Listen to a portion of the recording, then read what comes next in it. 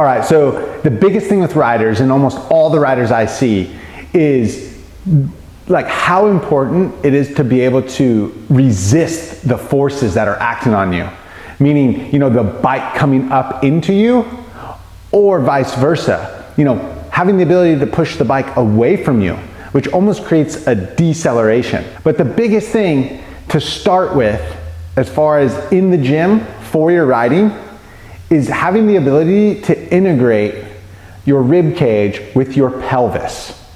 And that connects the upper and lower body together to then be able to, maximize, force output through your limbs, or the ability to absorb force without collapsing to the handlebars and just totally blowing off the course or the track. For almost every rider with me, I'm gonna start with the classic bench press. Except we're just gonna tweak it a little bit. Feet are gonna go up onto the bench, which is known as hook lying, with just a couple cues to wake up here and then start strengthening those arms to help take on the forces of the track. I'm a big fan of supporting the natural curve of the neck, so I use a neck bolster. If you don't have one of these, you can just use a rolled up towel, but you just want to get a little sense of something here, giving you a little bit of support. So we'll unrack, maximize the reach.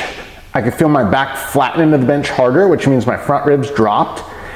That makes me want to push my heels down into the floor or into the bench. I will then scoop my pelvis so it lifts off the table or the bench a little bit, and now I'm ready to bench.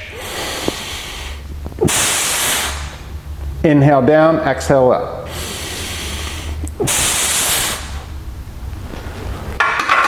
Use a weight that you can press for about 5 reps and go anywhere between 3 to 5 sets.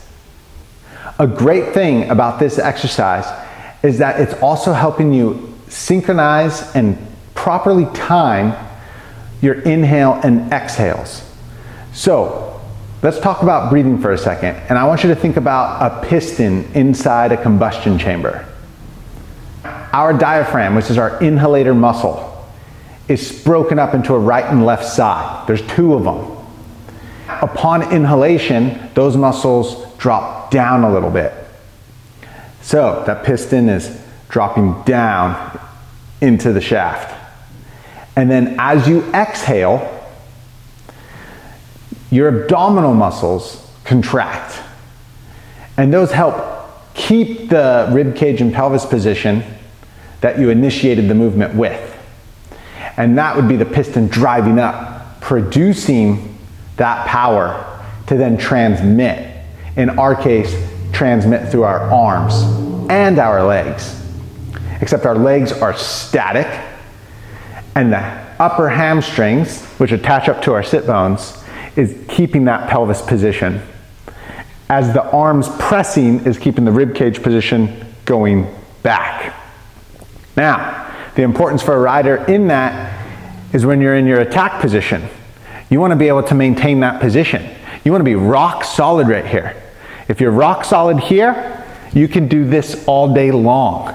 Okay? You can handle any forces acting on your wheel, any big compressions that upon landing will, for some people that can't handle it, will take them way far down towards the handlebar. Yeah, of course, any compression you're gonna, come down a little bit, but it's because you're properly absorbing. You're not just trying to take it through your arms or even your neck for some people, which that'll come, we'll talk about that later. But this bench press variation not only strengthens your arms, but it does all that trunk stuff as well. So that's huge with this. Breath synchronization and timing, super key here. All right, everyone, so if you like this video, please like and subscribe, share it with your friends, give me some comments below. I'll do my best at getting to those and answering any of the questions you might have from this. But most importantly, go out and try this and have fun with it.